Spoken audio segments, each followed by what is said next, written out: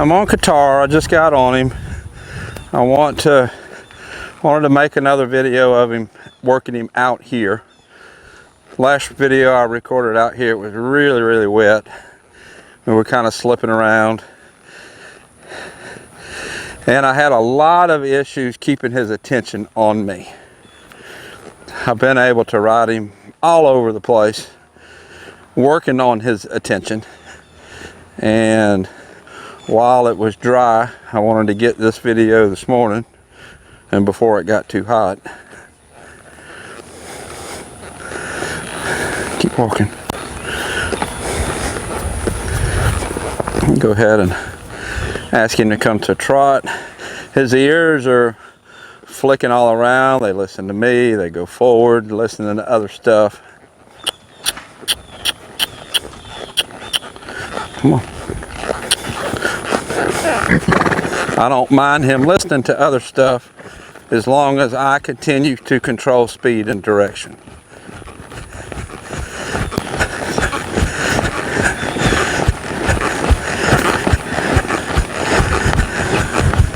Shouldering out just a little bit, bring the shoulder over, cut through my middle.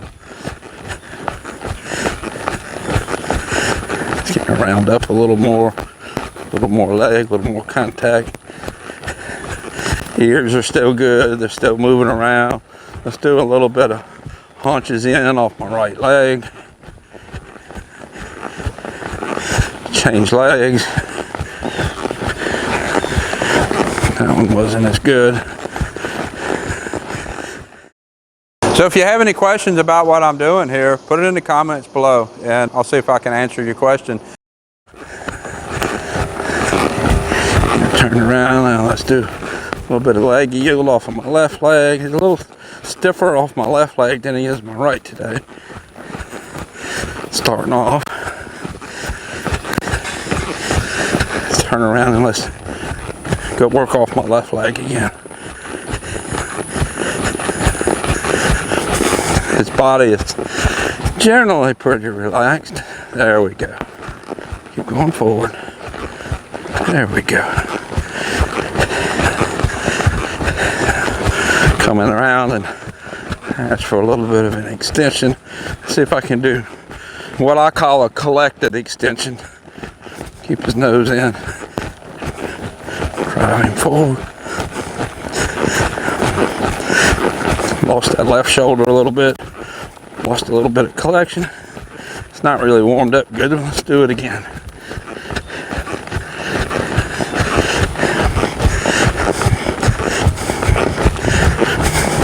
Drive. There we go. Shifted gears that time. Let's slip back down. Now let's ask again.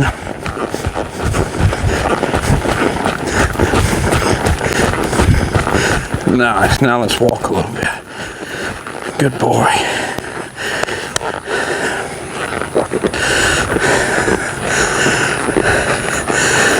So one of the things that I've been working on a lot with him is just his attention. He is very cowy, actually.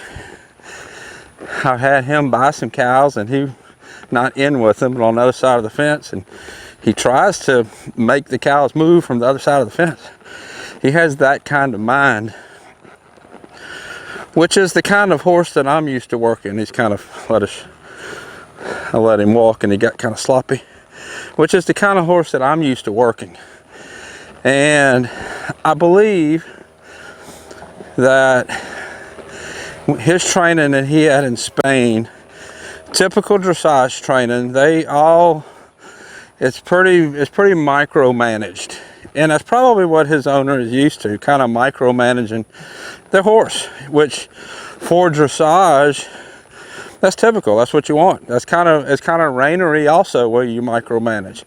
He has a little bit more of a cow horse mind, so he needs to be trained a little bit more like a cow horse. And cow horses do reining patterns and can be very competitive, even NRHA reining. But you have to adjust how you ride them a little bit. We ride our Western horses on a little bit looser rein than what a dressage horse rider rides. And to get that cow horse to focus a little bit better, when we go to a loose rein, we have to kind of teach them to focus their mind. Do some drills that we don't necessarily use in NRHA.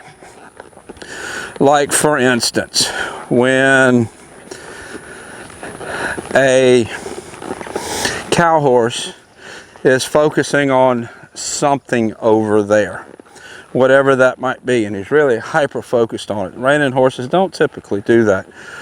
Well, what we might do is we might take that thing that they're hyper focused on and use that almost like a toy, almost like play with that thing, make it move. He was hyper focused on the cows.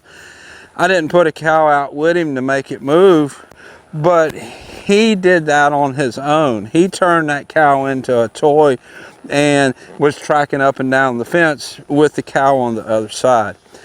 And what that does, that gives that active mind a purpose. And when a horse wants to track, wants to do something like that, and you give them a chance to do it, it's like, okay, now I can use that skill. I know when I can use it. So when I cannot use it, I'll kind of set that aside and not use it. It's basically, it's just a little bit of a mind game. And when they learn that, hey, this is the place when I can do this thing, then I know under this structure I'm not allowed to do this thing. Where when you don't ever allow that thing, then they never learn when they can do that thing. I hope that makes sense. That's a little rambly, but that's a little bit different than a reining horse. A reining horse, we want to always focus, just like a dressage horse. We want to always focus. But when you have that mind, you have to think of it more like a gift than a detriment. You have to think of it more like a positive than a negative. You want to suppress that cowiness down when you're doing reining, but you also have to teach them, hey, there's a time and a place for everything, and right now is not the time or the place for that thing.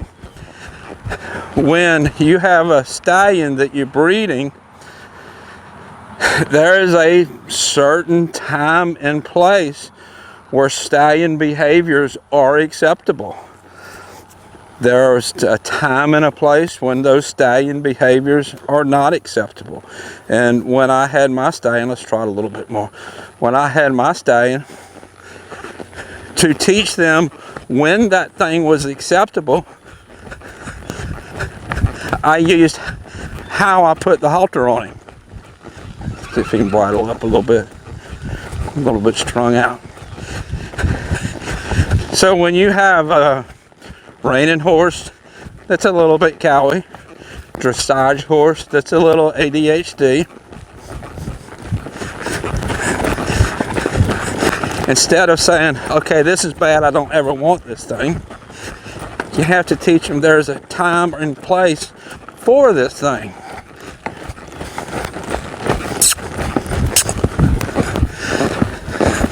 A little bit different. I've learned that his lope off cue is inside leg by the front girth.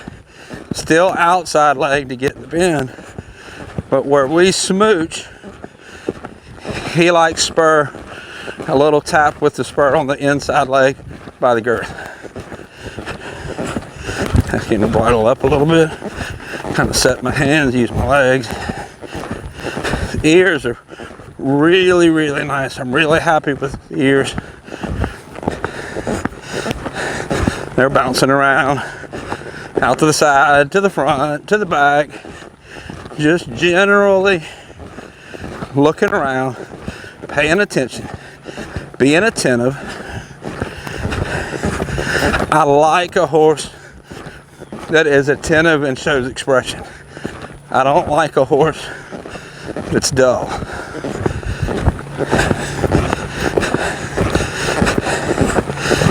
Pushed on my left hand a little bit. I got a little harder with my left leg. See right there, there we go. Kind of working on getting him to round up a little better.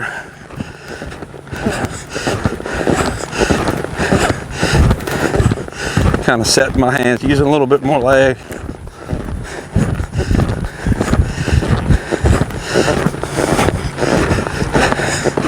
How are we getting there?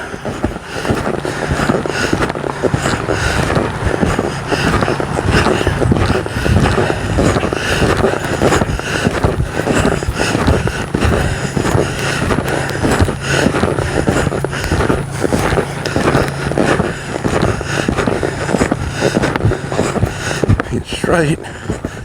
Get straight. Get straight. Drive. Drive. Start looking at that cow and that horse in that pen, and kind of lost his focus on me. Let's lope the other lead.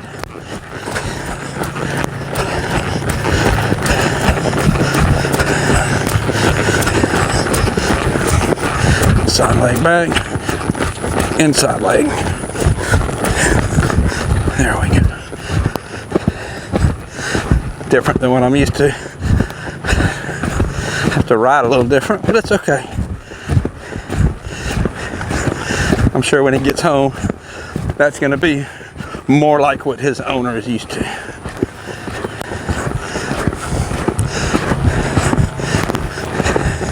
I have him in just a plain D-ring smooth mouth snaffle still.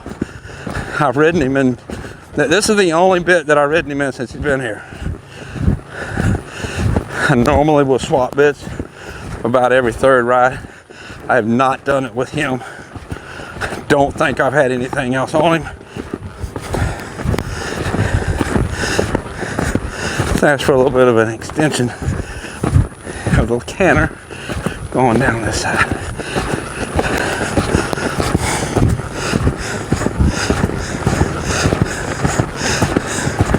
Good boy. And relax. Ask for an extension going down the middle again.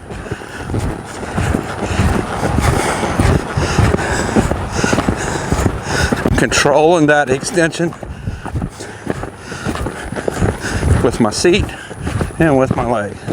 Now let's go down to the medium canter. Boop, hit a little patch of deep dirt there. There we go. I'm gonna get straight and I'm gonna ask for transition to an extended trot. Let's see if we can get that.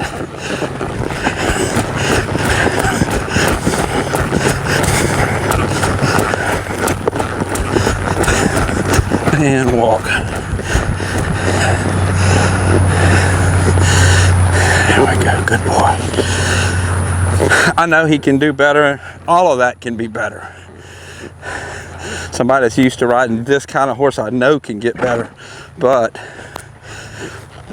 what I have been working on is getting his attention better. And because he is the kind of horse that I'm used to working, I've been able to do that. And I'm going to be bringing him home so that I can work with the owner and him together and try to set the two of them up for success, so that when she gets him home, she can continue on and we can talk about kind of the different things that I've done with him, and probably a little bit different than what she's used to, just to fit him. He is a very nice horse, and I really think she's going to be able to take him and do some really good things with him. But I do think that he's going to need some things to kind of occupy his mind. He's going to need to go play once in a while, basically under saddle, and that you lose a little bit of your focus, you lose a little bit of your collection, but that teaches the horse that there's a time and a place for everything. And I believe once she gets used to that, she's going to be able to bring him up to a really high dressage level. So this is Qatar. I'll put a link somewhere here to his playlist on YouTube. Until next time, thank you for watching.